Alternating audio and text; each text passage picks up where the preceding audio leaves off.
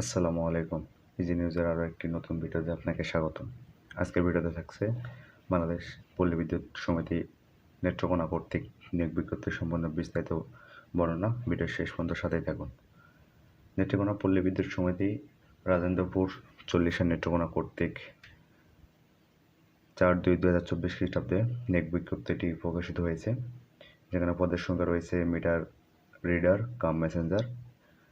উক্ত চাকরিটি 1 বছর মেয়াদী চুক্তিভিত্তিক, যেখানে শূন্যপদের সংখ্যা রয়েছে 43টি এবং প্রবেশ বেতন কাঠামো 2016 অনুযায়ী মাসিক মূল বেতন 14,700 টাকা হবে।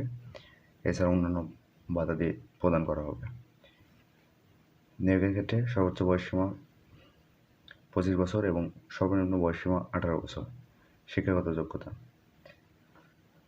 যোগ্যতা হিসেবে প্রার্থীকে এসএসসি বা সমমান পরীক্ষা উত্তীর্ণ হতে হবে। প্রার্থীকে অবশ্যই সৎ, বিশ্বস্ত ও উত্তম চরিত্রের অধিকারী হতে হবে।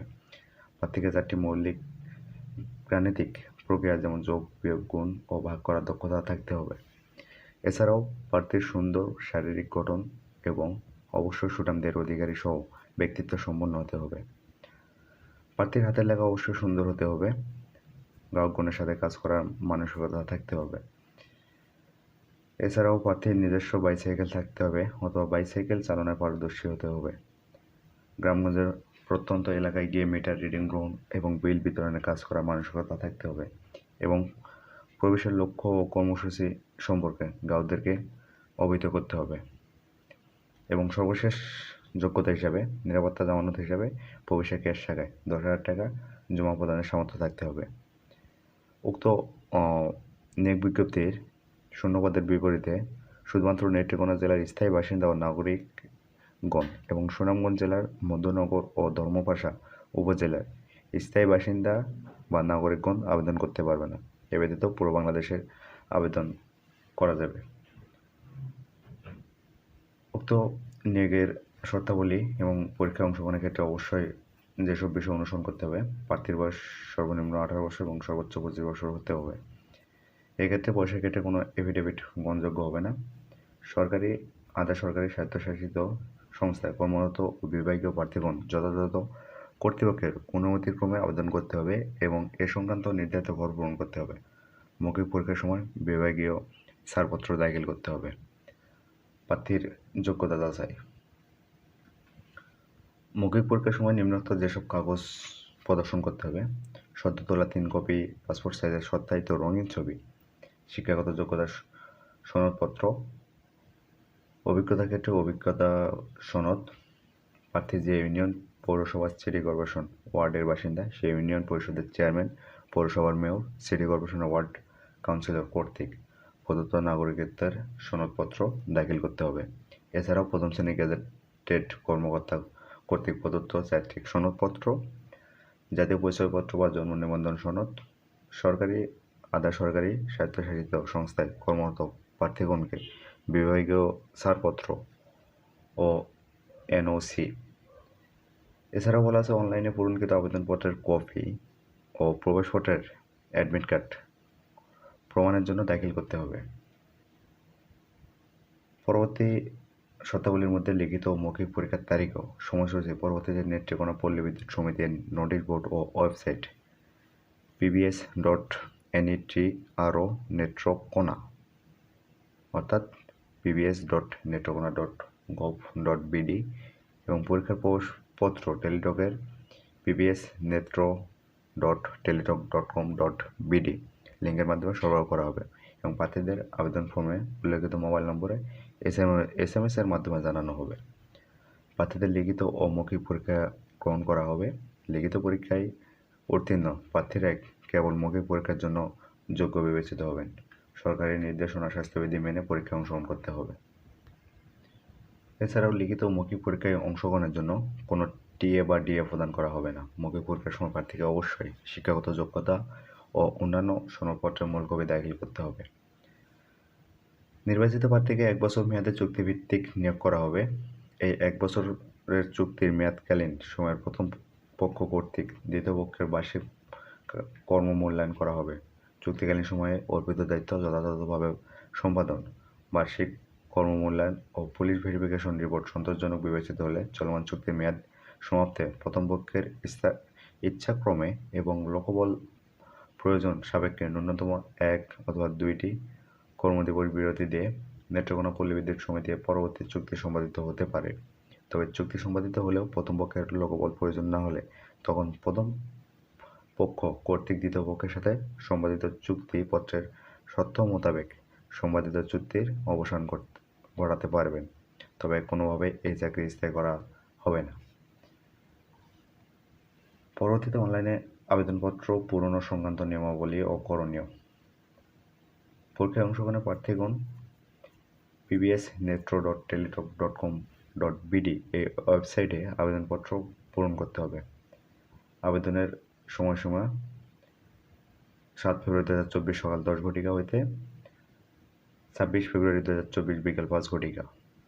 উক্ত সময়ের মধ্যে ইউজার আইডি প্রাপ্ত প্রার্থীগণ অনলাইনে আবেদনপত্র সাবমিট এর সময় থেকে পরবর্তী 72 ঘন্টার মধ্যে SMS এর মাধ্যমে পরীক্ষার ফি জমা দিতে পারবেন। নির্ধারিত তারিখ ও সময় পর আবেদন ফর্ম পূরণ করা যাবে না। অনলাইন আবেদনপত্রে প্রার্থী তার সাম্প্রতিক সময়ে সংগৃহীত অনধিক 3 মাস রঙিন ছবি দৈর্ঘ্য 300x300 পিক্সেল ও স্বাক্ষর দৈর্ঘ্য 300x80 পিক্সেল স্ক্যান করে নির্ধারিত স্থানে আপলোড করবেন। ছবির সাইজ সর্বোচ্চ 100 কিলোবাইট ও স্বাক্ষর সাইজ সর্বোচ্চ 60 কিলোবাইট হতে হবে। অনলাইন আবেদনপত্রে পূরণকৃত তথ্য যেহেতু পরবর্তী সকল কার্যক্রমে ব্যবহৃত হবে, সেহেতু অনলাইন আবেদনপত্র সাবমিট করার পূর্বে পূরণকৃত সকল তথ্যের সঠিকতা সম্পর্কে প্রার্থী নিজে শতভাগ নিশ্চিত হবেন। অন্যথায় আপনার আবেদনপত্রটি বাতিল বলে গণ্য হবে। প্রার্থী অনলাইনে পূরণকৃত আবেদনপত্রের একটি প্রিন্ট কপি পরীক্ষা সংক্রান্ত যে কোনো প্রয়োজনে নিজ দায়িত্বে সংরক্ষণ করবেন এবং মৌখিক পরীক্ষার সময় 1 কপি জমা দেবেন। SMS প্রেরণের নিয়মাবলী ও পরীক্ষার ফি প্রদান। অনলাইনে আবেদনপত্র অ্যাপ্লিকেশন ফর্ম যথাযথভাবে পূরণ করে নির্দেশনার মধ্যে ছবি ও স্বাক্ষর আপলোড করে আবেদনপত্র সাবমিট করা সম্পন্ন হলে কম্পিউটার ছবিসহ অ্যাপ্লিকেশন প্রিভিউ দেখা যাবে। যদি অ্যাপ্লিক্যান্টস কপিতে কোনো তথ্য ভুল থাকে বা অস্পষ্ট ছবি সম্পূর্ণ কালো, সম্পূর্ণ সাদা বা ঘোলা বা ছবি স্বাক্ষর সঠিক না থাকে, তাহলে আবেদন ফি জমা না দিয়ে থাকলেই কেবল পুনরায় ওয়েবসাইটে আবেদন করতে পারবেন।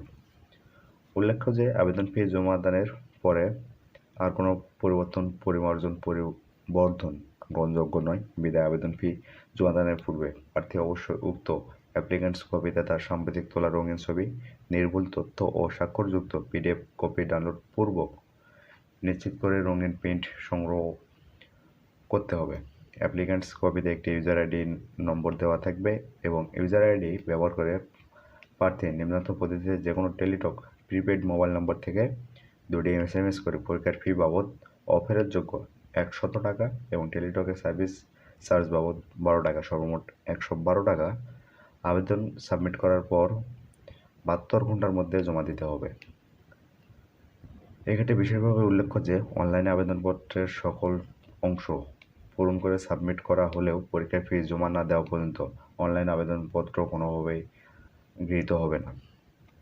SMS প্রেরণের নিয়মাবলী। প্রথম SMS pbsnetro space user ID লিখে সেন্ড করতে হবে 1622 নম্বরে এবং দ্বিতীয় SMS এর ক্ষেত্রে pbsnetro space yes space pin লিখে সেন্ড করতে হবে 1622 নম্বরে। পরীক্ষার সময়সূচি ও পরবর্তী প্রবেশপত্র প্রাপ্তির বিষয়টি মোবাইল নম্বরে অথবা pbsnetro.teletalk.com.bd এই নোটিশের মাধ্যমে জানানো হবে।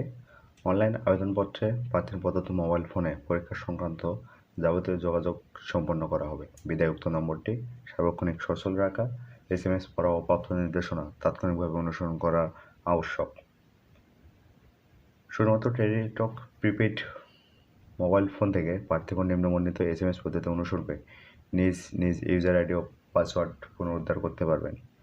এছাড়া বিশেষ সতর্কতামূলকভাবে বলা আছে, কিশোরগঞ্জ, খুলনা, ময়মনসিংহ 3, যশোর 1, নোয়াখালী, দিনাজপুর 1, কক্সবাজার, মানিকগঞ্জ ও অত্র প্রবেশের মিটার রিডার কাম মেসেঞ্জার চুক্তিভিত্তিক পদের লিখিত পরীক্ষায় একই তারিখ ও সময় অনুষ্ঠিত হবে।